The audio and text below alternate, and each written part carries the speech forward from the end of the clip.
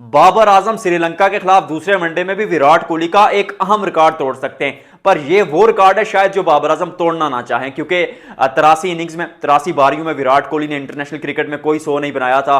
वहीं बाबर आजम भी जो है सैकड़ा बनाने से महरूम है पिछली 83 इनिंग्स में। अगर एक दफा फिर बाबर आजम 100 से पहले आउट हो जाते हैं तो विराट कोहली से वो ये रिकॉर्ड छीन लेंगे, जो मुझे लगता है कि विराट कोहली के लिए ज्यादा बेहतर होगा। बाबर आजम पहला रिकॉर्ड ऐसा है कि जो आप तोड़ना नहीं चाह रहे हैं। मतलब समटाइम्स ऐसा होता है ना कि जीत आप जाते हैं लेकिन चर्चा जो होती है वो सामने वाले की हार की होती है, तो इसमें जो जीतेगा उसकी इतनी चर्चा नहीं होगी, जो हारेगा उसकी ज्यादा चर्चा होगी। पाकिस्तान और श्रीलंका दूसरे वनडे की कर लेते बात। प्लेइंग 11 में किस तब्दीली की गुंजाइश है उस पर आएंगे, लेकिन सबसे पहले श्रीलंकन क्रिकेट बोर्ड का पाकिस्तान क्रिकेट बोर्ड ने शुक्रिया अदा किया है कि आप वापस नहीं गए और आप सीरीज कंप्लीट करेंगे। और सब खिलाड़ियों को जो है पाकिस्तान के इंटीरियर मिनिस्टर मोहसिन नकवी और एक खबर के मुताबिक पाकिस्तान के आर्मी चीफ जनाब आसिम मुनीर साहब खुद मिले और आसिम मुनीर साहब ने कहा कि भाई जान जो सिचुएशन है वो हमारे कंट्रोल में है, there is nothing to worry about, और क्रिकेट जारी रहना चाहिए।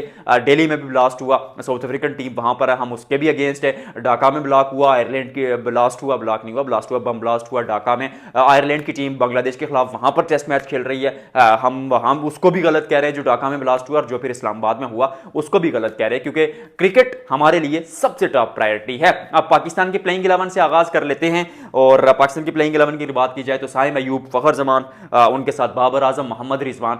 किसी तब्दीली की टॉप ऑर्डर में गुंजाइश है नहीं, क्योंकि खिलाड़ी रेगुलर खेलते हुए आए और क्वालिटी क्रिकेट खेलते हुए आए। उसके साथ अगर देखा जाए तो हुसैन तलत, फहीम अशरफ, मोहम्मद नवाज, शाहीन शाह अफरीदी, हारिस रऊफ और नसीम शाह। अब एक तब्दीली की जाएगी, इब्रार अहमद को शामिल किया जाएगा।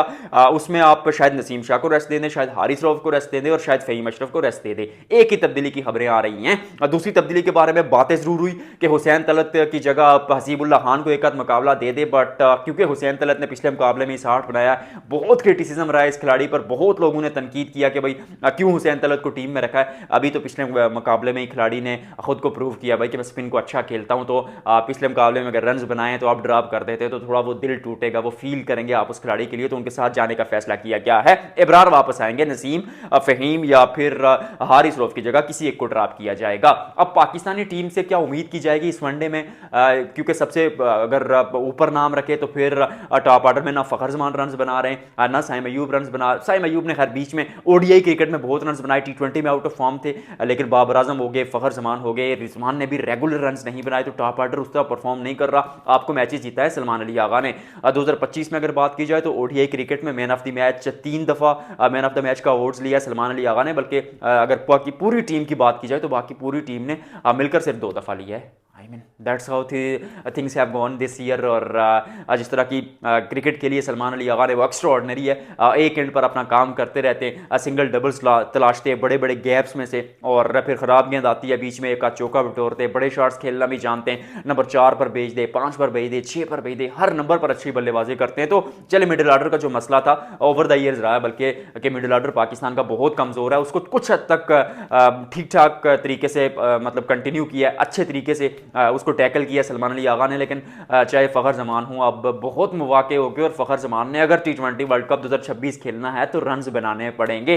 एक मौका आपको और मिल गया ट्राई सीरीज में, क्योंकि वहां पर हसन नवाज को स्क्वाड से रिलीज करके आपको शामिल किया गया, तो शायद आपको टॉप ऑर्डर में मौका मिल जाए, क्योंकि बीच में बाबर आजम हैं तो फिर हसन नवाज की जरूरत है नहीं, क्योंकि बाबर अगर फॉर्म में होते हैं तो वो नंबर 3 से नंबर 6-7 तक खिलाड़ियों के साथ वो खेल सकते हैं। बीच में 8 से 10 ओवर्स वो आपको मतलब बस 6-7 के रन रेट से खेल कर दे देंगे। लेकिन उसके लिए आपको अगर 6-7 का रन रेट आपने हजम करना है बीच में, तो ऊपर रन किसको बनाने पड़ेंगे? फखर जमान को। बल्ला बिल्कुल खामोश है, रन आते हैं सुस्त रफ्तार में आते हैं, जिस चीज के लिए वो जाने जाते हैं वो काम कर नहीं पा रहे। आई रियली होप कि वो भी फॉर्म में आए, वरना चीजें दिक्कतें बढ़ जाएंगी आपके लिए।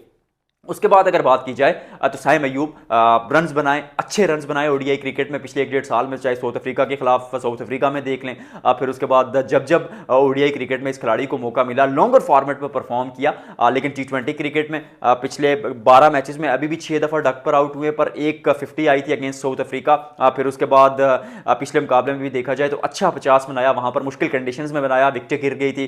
पहले मुकाबले में भी 39 रन बनाए थे, तो धीरे धीरे वो टच टच में नजर आ रहे हैं। और जब थोड़ी सी लॉन्गर फॉर्मेट क्रिकेट उनको मिलती है, टी20 में आते ही आप अटैक करने की कोशिश करते हैं, टॉप ऑर्डर में आप खेलते हैं, सर पर कफन बांधकर बल्लेबाजी करते हैं, तो समटाइम्स विकेट थ्रो कर देते हैं। लेकिन ओडीआई क्रिकेट में थोड़ा वक्त लेते हैं, खराब गेंद आती है, गैप में बीच में उसको खेलते हैं, तो एक अच्छी चीज के साइम अयूब रन बना रहे हैं। अब बात करते हैं बाबर आजम की। बाबर आजम 108 दफा स्पिन के अगेंस्ट आउट हो चुके हैं, एक दफा फिर सामने वाली टीम में तीन तीन क्वालिटी स्पिनर हैं, तो आप उम्मीद करेंगे कि बाबर आजम को वो टीज करेंगे, बाबर आजम को वो टेस्ट करेंगे, मुश्किल सवाल पूछेंगे स्पिन के साथ। मुझे पर्सनली ऐसा लगता है कि अगर ओपनिंग स्टार्ट पावर प्ले के अंदर अंदर अगर आउट हो गया कोई खिलाड़ी तो दिक्कतें हो जाएंगी बाबर आजम के लिए। लेकिन अगर पावर प्ले के बाद कोई खिलाड़ी आउट होता है पाकिस्तान का, तो फिर शायद बाबर आजम कुछ रन बना रहे, लेकिन फिर भी वो स्पिन का सवाल आपके सामने रहेगा।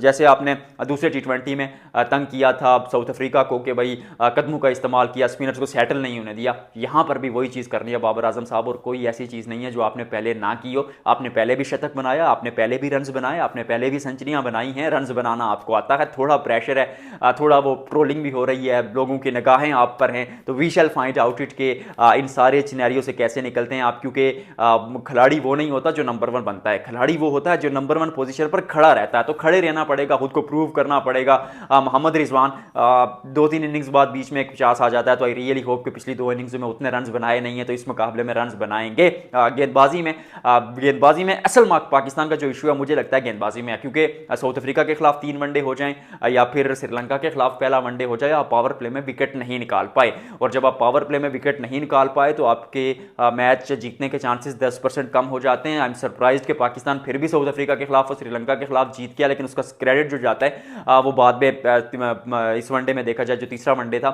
माफ कीजिएगा जो पहला वनडे था, उसमें तो हारिस रऊफ को जाता है, उन्होंने तने तनखा कमर तोड़ दी सामने वाली टीम की, लाजवाब गेंदबाजी की और इस डेड पिच पर भी अपनी काबिलियत से पेस जनरेट की और विकेट्स ली। लेकिन उससे पहले अगर देखा जाए तो स्पिनर्स का बहुत ज्यादा रोल रहा, तो जो पावर प्ले में नसीम शाह हूं, शाहीन शाह अफरीदी हूं, फहीम अशरफ को यूटिलाइज करते हैं, भाई विकेट्स लेनी पड़ेंगी, विकेट टेकिंग ऑप्शन के लिए जाएं, डॉट बॉल्स के लिए ना जाएं। शाहीन तो हर विकेट की ही ट्राई करते हैं, बट नहीं मिली। समटाइम्स आप अच्छी गेंदबाजी करते हैं फिर भी आपको विकेट नहीं मिलती। शाहीन ने कोई मेगे साबित नहीं हुए, शाहीन पिछले मुकाबले में भी 4-5 की इकॉनमी से गेंदबाजी कर रहे थे, बट विकेट्स नहीं मिल रहे, विकेट्स लेनी पड़ेंगी। सामने वाली टीम श्रीलंका की अगर बात की जाए तो ओपनर्स बहुत धुलाई करते हैं, मिशारा बहुत धुलाई करते हैं, पथुम निशंका बहुत अच्छा खेलते हैं, पर कंटिन्यूटी नहीं है उस टीम में, रन्स बनाते हैं, अच्छे दिखते हैं, 20-30 बनाते आउट हो जाते हैं। श्रीलंकन क्रिकेट क्योंकि एक ट्रांजिशन पीरियड में है, पिछले मुकाबले में भी अगर देखा जाए तो वनिंदु हसरंगा मुकाबला लेकर जा रहे थे, लेकिन फिर वहां पर चोक कर गए।